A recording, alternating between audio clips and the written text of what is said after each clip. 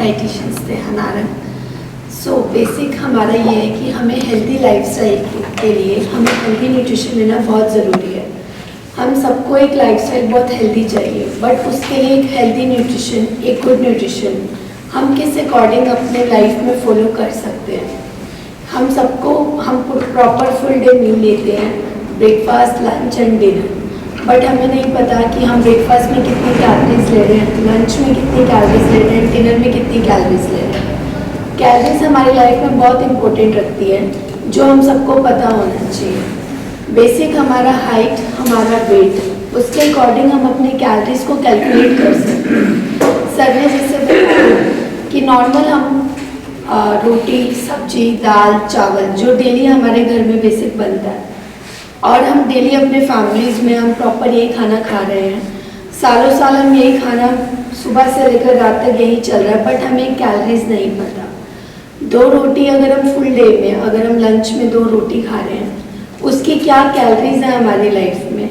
तो कैलोरीज सबसे बेसिक हमें अपना हाइट और अपना वेट, एक हमारा साइट होती है BMI, जिसको हम बोलते हैं बॉडी मास इंडेक्स, उसके अकॉर्डिंग हम अपनी कैलोरीज को कैलकुलेट करते हैं।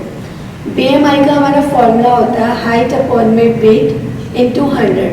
उसके अकॉर्डिंग हम अपनी कैलोरीज को कैलकुलेट करेंगे, जिसके अकॉर्डिंग हम अपना डाइट प्लान को सेट करते हैं। कैलोरीज हमेशा हमें 1800 से लेकर 2000 इन अ पर डे, जो हमें अपनी बॉडी के लिए बहुत ज़रूरी है। 1800 to 2000 कैलोरीज से कम हमें नहीं लेना चाहिए। अगर कहीं लोग वेट लॉस डाइट पे होते हैं तो वो मोस्टली क्या करते हैं, खाना बिल्कुल छोड़ देते हैं, जिससे उनको आगे जाके बहुत ज़्यादा नुकसान होता है। तो उनके लिए जो वेट लॉस डाइट है, उनके लिए कैलोरीज होनी चाहिए 1200 से 1400। और एक हमारा नॉर्मल जो हम अपना हेल्दी लाइफस्टाइल हम ले रहे हैं, हमें एक हेल्दी न्यूट्रिशन चाहिए, उसके लिए हमारी कैलोरीज होनी चाहिए 1800 से 2000। छोटे बच्चे होते हैं, हम उसको भी, उनकी भी कैलोरीज बहुत कम देते हैं। हम सोचते हैं कि मोटा ना हो जाए, कोई मोटा बच्चा उसकी कैलोरीज को बिल्कुल कम कर देते हैं, तो ये बिल्कुल रॉन्ग वे होता है। जो नॉर्मल बच्चे होते हैं, जिनकी हम एज ग्रुप, अगर हम 18 एज ग्रुप तक देखते हैं, तो उन बच्चों की कैलोरीज होनी चाहिए 2000 to 2400 kilo calories in a per day. 18 year to 25 year girls and boys, जिनकी हमारी कैलोरीज होती है 2200 calories per day. 25 above as, जितनी भी एज आती है, उसकी हमारी कैलोरीज होनी चाहिए 1800 to 2000 in a per day. सो अब हेल्दी न्यूट्रिशन बेसिक क्या होता है, अगर हमारे कोई हाइपरटेंसिव है, कोई डायबिटिक पेशेंट है, आजकल बहुत हार्मोनल इश्यूज हैं गर्ल्स को, जो एक डॉक्टर पास जाते हैं, मेडिसिन लेते हैं, हमारा एक माइंड सेट हो चुका है कि एक हमें गोली लेनी है और हमारी तबीयत बिल्कुल ठीक हो जाएगी। लेकिन हमें अंदर से अपनी फूड को, अपने बैलेंस को कैसे मेंटेन करना है, उसके लिए हमारा एक प्रॉपर डाइट प्लान सेट होना चाहिए। अगर हम सुबह उठते हैं, सबका एक बहुत ज़्यादा मॉडर्न लाइफस्टाइल हो चुका है, बहुत ज़्यादा सारे बिजी हैं अपने जॉब में, अपने पार्ट ऑफ लाइफस्टाइल, सब 8 से 9 घंटे अपना जॉब कर रहे हैं, अपना सबका सिटिंग वर्क है मोस्टली। वॉकिंग, एक्सरसाइजेज, योगा बिल्कुल ख़त्म हो चुकी है हमारी लाइफ में। आजकल लोग जिम बहुत ज़्यादा ज्वाइन कर चुके हैं, एक हेल्दी, एक जिम जाना है, एक उनके लिए एक मॉडर्न लाइफस्टाइल बन चुका है कि मुझे जिम जाना है, मुझे एरोबिक्स करनी है। बट जो हमारी सालों साल से योगा चल रही थी, जो हम आसन कर रहे थे, जो हमारे लाइफ के लिए, हमारी बॉडी के लिए बहुत अच्छा था, वो हम बिल्कुल छोड़ चुके हैं। जैसे हम बड़े कार्डियक एक्सरसाइज कर रहे हैं, हम वेट लिफ्टिंग कर रहे हैं, बट वो हम जब तक हमें अच्छी फ़ायदेमंद दे रही है जब तक हम जिम जा रहे हैं। बट जिम आफ्टर जिम छोड़ने के बाद जो वो हमें नुकसान देती है, हमारे ओल्ड एज में जो हमें नुकसान देगी, वो सबसे ज़्यादा है। तो उसके लिए हमें अपना योगा आसन करने चाहिए। हमें अपने डाइट में mostly protein, vitamin, minerals, carbs and fat, ये 5 चीज़ों का होना बहुत ज़रूरी पता होना चाहिए। हम इसको कैसे पता लगा सकते हैं, लाइक अगर हम 1 कटोरी दाल पूरे दिन में खा रहे हैं, तो उसकी किसी को भी कैलोरीज यहाँ पर नहीं पता। क्या कैलोरीज हम उसको कैलकुलेट कर सकते हैं। जो हमारी 1 कटोरी दाल है, उसमें हमारे 7 to 8 ग्राम प्रोटीन होता है। हमारी 1 कटोरी सब्जी, हरे पत्तेदार सब्जी, ग्रीन लीफी वेजिटेबल, जिसमें हमारा 12 to 13 gram vitamin and minerals होते हैं। हमारा दूध, 1 गिलास दूध, जिसमें कैल्शियम रिच दूध है, जो हमारा 15 to 60 ml, जिसमें उसमें हमें 123 कैलोरीज हमें मेंटेन करनी होती है। तो टोटल जो हमारी कैलोरीज होती हैं वो 1800 से 2000 है, जिसके अकॉर्डिंग हम फुल डे लाइक ब्रेकफास्ट में हम अपना हेल्दी ऑप्शन रख सकते हैं। जैसे प्रोटीन, हम प्रोटीन डाइट में मोस्टली लोग नॉन वेजिटेरियन या एगिटेरियन नहीं होते, प्योर वेजिटेरियन भी होते हैं, लेकिन उनको ये नहीं पता कि प्रोटीन किन किन वेजिटेरियन डाइट में किस किस चीज़ों में प्रोटीन है। Soybean highly rich in protein, chana, rajma and peas, broccoli, mushroom, this is are highly rich in protein. इन सब चीज़ों को हम अपने वेजिटेरियन डाइट में ऐड करके प्रोटीन की मात्रा को बढ़ा सकते हैं। फॉर एग्जांपल हमने चने का चिल्ला बनाया, तो हम उसमें बहुत ज़्यादा घी या ऑयल फर्मेंटेड चीज़ें हम ना यूज़ करके हम उसमें नारियल को कद्दूकस करके हम उसमें उसको ऐड करें, जिसमें हमारा बिल्कुल नेचुरल ऑयल और नेचुरल प्रोटीन है जो हमारी बॉडी के लिए बहुत अच्छा है, जिसमें 18 ग्राम प्रोटीन है। 1 चिल्ला चना चिल्ला जिसमें 18 ग्राम प्रोटीन है, और उसके अंदर हम अपना ग्रेटेड कोकोनट क्रश करके ऐड करते हैं तो 24 ग्राम हमारे प्रोटीन मिलता है।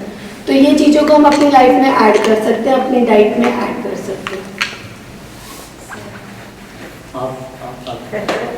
प्रॉब्लम हम इस सेशन को ना ज़्यादा क्वेश्चन आंसर रूप में, जब आपके मन में एक तो ब्रॉडली डॉक्टर्स ने जैसे बताया कि these are the essential components of diet, कि जिसमें हमें कार्बोहाइड्रेट्स हैं, प्रोटीन्स हैं, फैट्स हैं, विटामिन्स हैं, मिनरल्स हैं, these are the essential components of diet. उसके अलावा जो मुझे ये लगता है कि ये सब लोगों को यहाँ पे पता ही होगा कि these are the essential components of diet and different foods they contain in different quantity. दालें हैं, उनमें भी प्रोटीन्स हैं, इवन नट्स में प्रोटीन्स हैं, मूंगफली में फैट्स हैं, प्रोटीन्स हैं। और भाई बात आ जाती है मिल्क वर्सेस मीट की बात आ जाती है, वो भी बात आगे आप डिस्कस कर सकते हैं। तो मेरा ख्याल इस पूरे इस सेशन को हम with these basic backgrounds कि these are the essential components of diet, these are the essential components of diet one by one, and if you have got any questions and which food is better, which food is not better, why not this food, जो मन में शंकाएं हैं हमारे और मन में जो प्रश्न है मेरा ख्याल वो हम पहले डिस्कस इसी स्टेज पे कर लेते हैं, जिससे काफी लोगों को उन प्रश्नों के एक के आंसर देते हुए बाकी लोगों के प्रश्नों के आंसर हो जाएंगे इन बेसिक चीजों के विषय में, कि इन एसेंशियल कंपोनेंट्स के अलावा अब तक जो डॉक्टर साहब ने बताया, यदि कोई प्रश्न है तो मेरा ख्याल हम यहीं पे बीच बीच में अपने प्रश्नों को रखते जाएं, बजाय इसके कि हम क्वेश्चन आंसर जो सेशन है बात करें। ठीक नहीं है? हाई यूरिक एसिड में राजमा और दाल का कितना सेवन किया जा सकता है? जिनका यूरिक एसिड हाई रहता है मोस्टली उसमें क्या होता है, जो प्रोटीन है उनकी मात्रा को कम करना चाहिए। For example high uric acid किसी का हाई है, किसी पीपल का हाई यूरिक एसिड है, तो उसमें आप प्रोटीन की मात्रा को सिर्फ 5 to 6 ग्राम ऐड रखेंगे पूरे दिन में। उसमें सबसे ज़्यादा आप विटामिन एंड मिनरल्स ऐड करेंगे and water rich diet add करेंगे, जिससे यूरिक एसिड को नॉर्मल किया जाए। मेथरे सीड्स होते हैं जो यूरिक एसिड को बहुत जल्दी नॉर्मल करते हैं।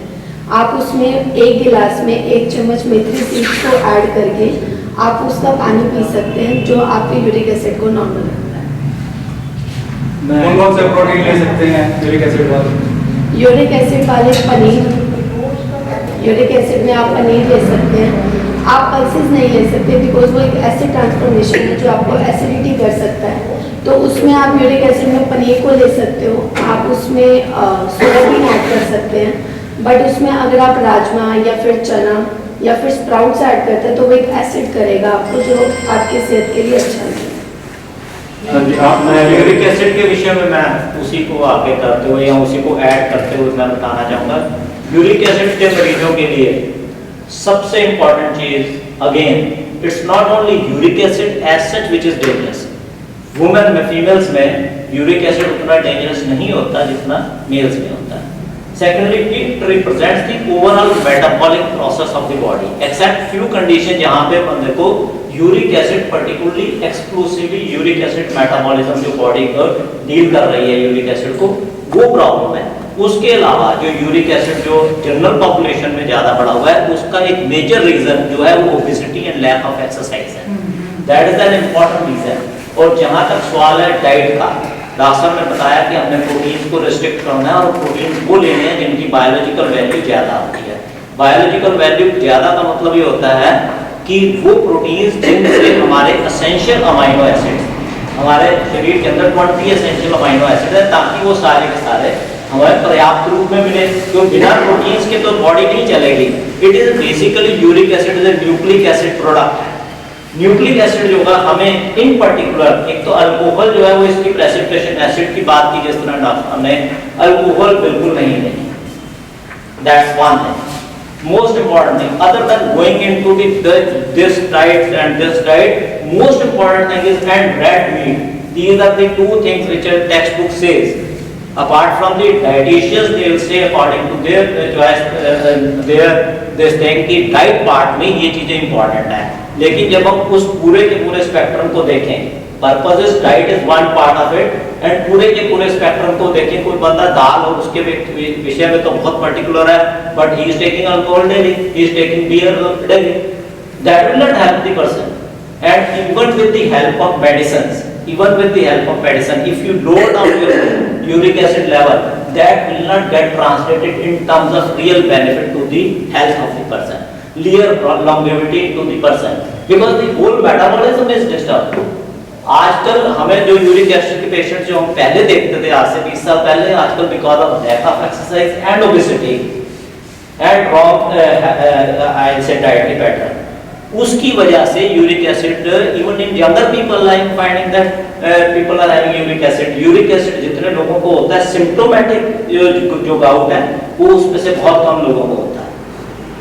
उनमें से अगेन यूरिक एसिड में alcohol, red meat is totally apart from the proteins which are to be taken should be balanced and good biological value protein, and उसमें good biological value protein meat है, लेकिन उसमें nucleic acid content ज्यादा। Red meat बिल्कुल नहीं। Sea food वो हालांकि permitted है। मीट में क्या आता है डॉक्टर? रेड मीट के प्रोटीन्स जो हैं, रेड मीट में बेसिकली जो मीट सारा जो मीट खाते हैं, this thing mutton is beef, non red meat कौन सा हुआ? जो सी फूड मतलब is mainly non red. Doctor साहब इसकी बताइए कि आपने बताया कि 1800 से 2000 कैलोरीज एक स्वस्थ आदमी को लेना चाहिए। वो 1800 से 2000 लेने के लिए क्या डाइट होनी चाहिए? 3 टाइम्स का हमारा मील होता है, जिसमें हम ब्रेकफास्ट, लंच एंड डिनर जो हमारा मील है प्रॉपर, उसमें हम 70% हमारा वाटर रिच डाइट होनी चाहिए, जिसमें हमारा ग्रीन लीफी वेजिटेबल्स, हमारा सिट्रस फ्रूट्स, हमारे foods and water and milk products, these are और rich in vitamin and minerals. तो इसमें हमारा 1800 से 2000 में हमारा फुल डे में 4 to 5 चपातीस, 1 कटोरी दाल, 1 कटोरी राइस, 1 कटोरी vegetables, salad and fruit and 2 to 3 litre water, जो हमारा 1800 से 2000 किलो कैलोरीज के बीच में काउंट होते हैं। आप इसमें कुछ है? कैलोरीज वही है। देखो जहाँ तक यंगस्टर्स का सवाल है, as long as people are leading their life in a healthy way as we have been living about 50 years back, splitting of calories is important because certain calories put a load on the metabolic machinery of the body. Sudden taking, say if I am taking only one meal in a day of 1800 calories, that will put a sudden load on my utilization machinery of the body. As long as the people were living around 50 years back or 100 years back, तो उनके 1 or even 2 meals a day was enough.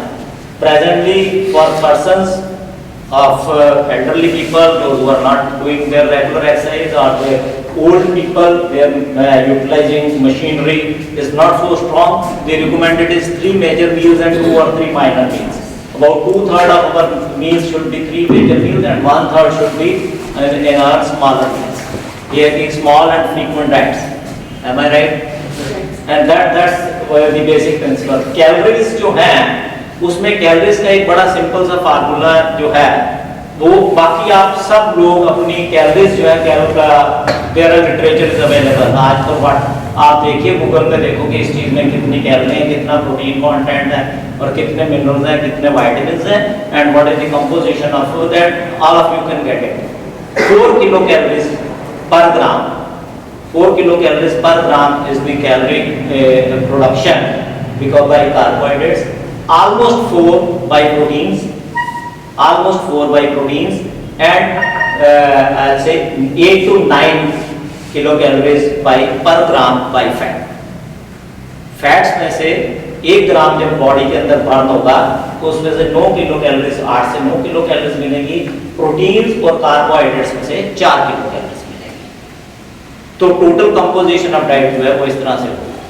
और एक जो चीज़ है जो मैं देखना चाह रहा था कि मीट वर्सेस मिल्क, प्रॉब्ली इस बात को हम बाद में भी डिस्कस कर लेंगे, क्योंकि इसकी बहुत ज़्यादा आज के संदर्भ में बहुत ज़्यादा सोशल इम्प्लीकेशंस भी हैं, पॉलिटिकल इम्प्लीकेशंस भी हैं, हर तरह की इम्प्लीकेशंस हैं, और इसकी डाइटरी इम्प्लीकेशंस के बारे में हम बाद में भी डिस्कस कर लेंगे।